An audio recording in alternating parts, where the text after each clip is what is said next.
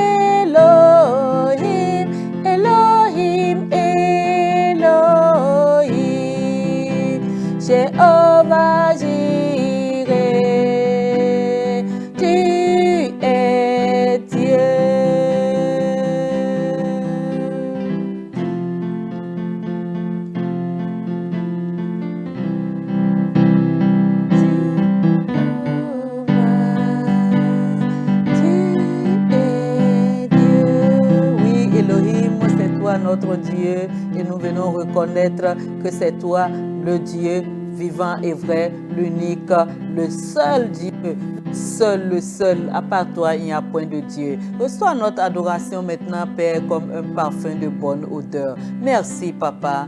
Au nom puissant de Jésus, nous avons adoré. Amen. Bien-aimés, pour ces instants méditation, je suis venue pour t'exhorter à donner la priorité à Dieu dans tout ce que tu entreprends. Qu'est-ce que tu entreprends? Qu'est-ce que tu fais dans ta vie? Et dans tout ce que tu fais dans ta vie, à qui donnes-tu la priorité? Quelle est ta priorité? À qui cherches-tu à plaire? Qui cherches-tu à satisfaire? Je suis venu te dire ce jour de donner la priorité à Dieu. Et même ce n'est pas moi qui te le dis, mais c'est Jésus qui nous l'a dit. Il nous l'a dit, nous allons le voir pour ce jour dans le livre dans l'évangile selon Matthieu, le chapitre 6. Le verset central se trouve dans le verset 33 de ce chapitre, qui dit: cherchez d'abord le royaume de Dieu et ce que Dieu demande. Une autre version te dira: et sa justice, et il vous donnera tout le reste en plus. Je reprends Matthieu chapitre 6, Verset 33, je suis dans la version parole de vie. Cherchez d'abord le royaume de Dieu et ce que Dieu demande. Il vous donnera tout le reste en plus. Est-ce que tu as entendu, bien-aimé? Dans notre version, comme je l'ai dit tantôt, il te dit de rechercher sa justice et que tout le reste te sera donné en plus.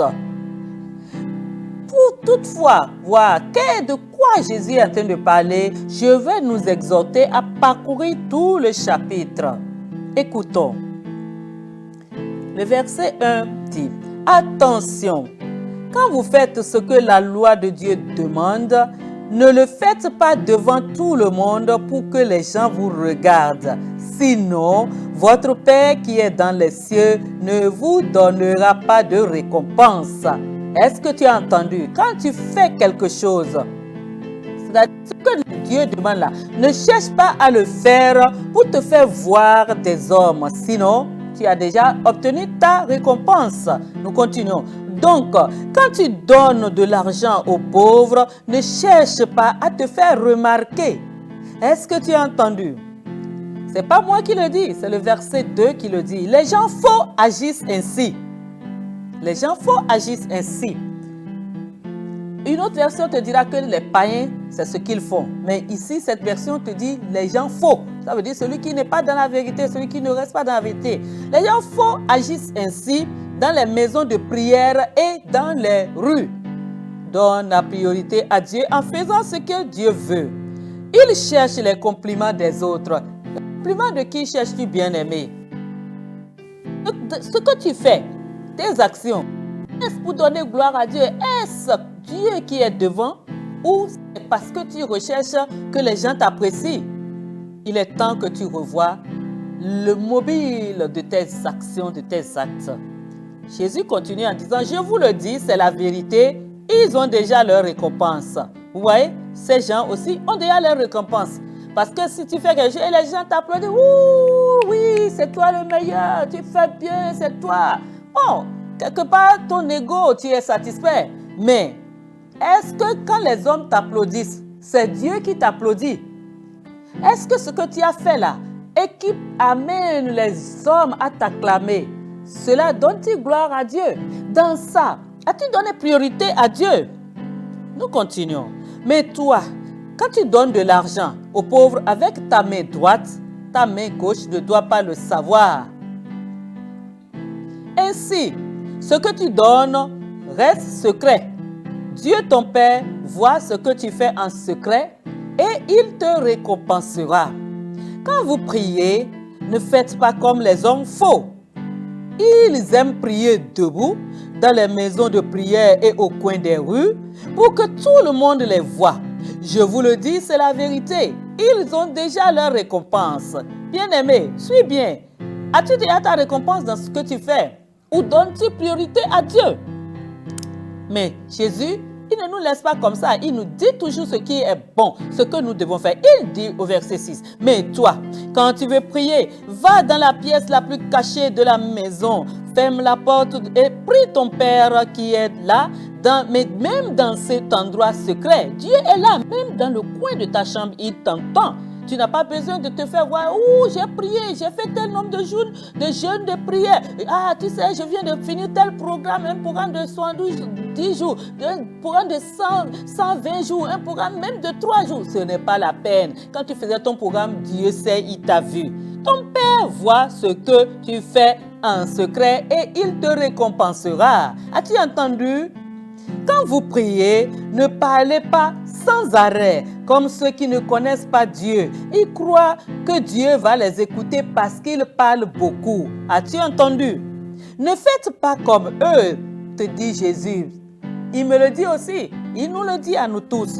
En effet, votre Père sait ce qu'il vous faut avant que vous le demandiez. Et c'est vrai, c'est lui qui nous a créés. Il dit ailleurs, avant que tu m'invoques, je t'ai déjà exaucé. Ça veut dire qu'il connaît même ce qui se trouve dans nos cœurs. Il connaît nos pensées. C'est-à-dire avant même que nous n'exprimions nos pensées et que nous les manifestions en actes, il connaît. Ou en parole, il les connaît. Vous devez donc prier de cette façon. C'est là la prière sacerdotale que Jésus a laissée. Notre Père qui est dans les cieux, ton nom est saint. Fais que tout le monde te connaisse.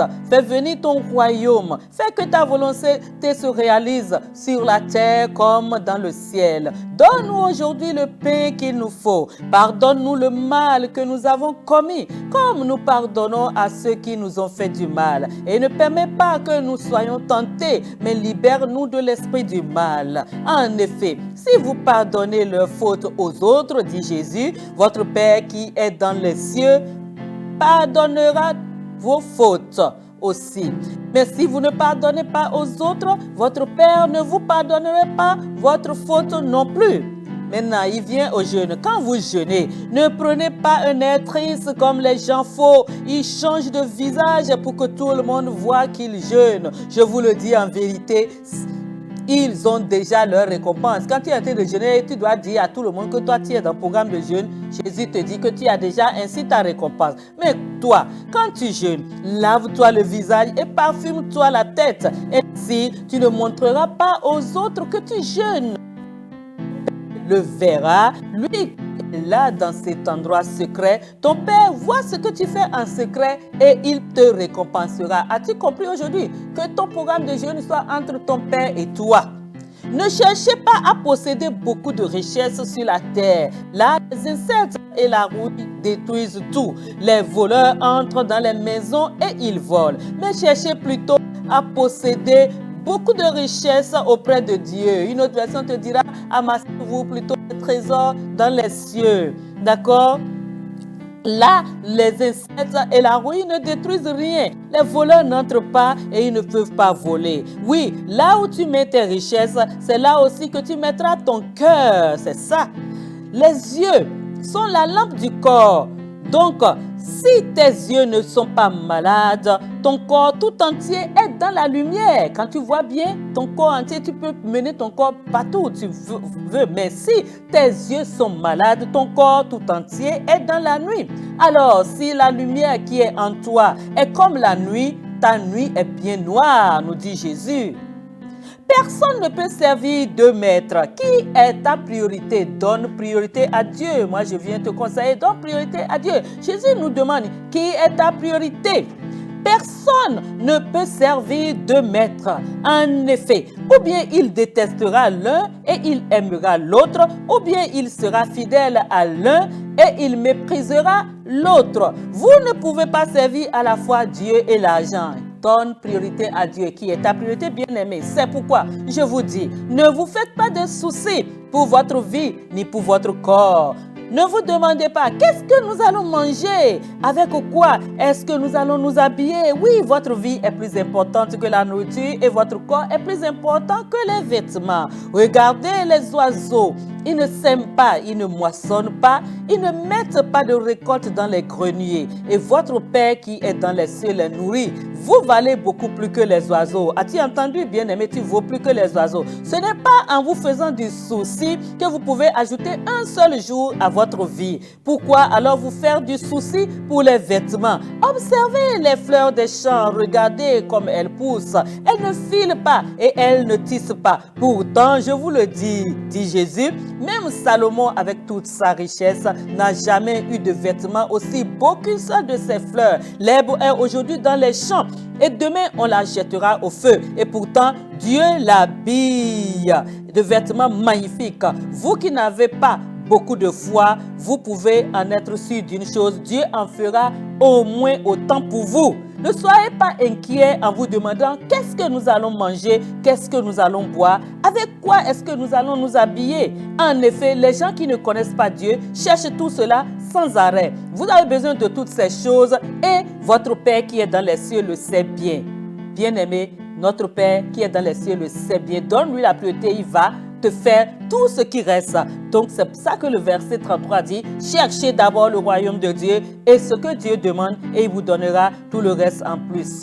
Et le verset 34, donc ne vous faites pas de soucis pour demain.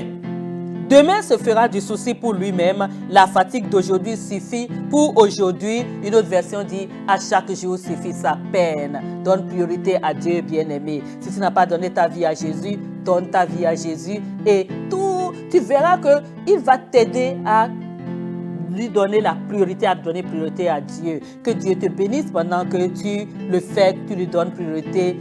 Tu vas bien pour toi, tu es béni, tu es béni. La grâce de Dieu se manifeste dans ta vie. Dis Seigneur, je te donne la priorité. Tu es ma priorité désormais au nom de Jésus. Tout va bien pour toi. Que Dieu te bénisse, bien-aimé, au nom de Jésus. Amen.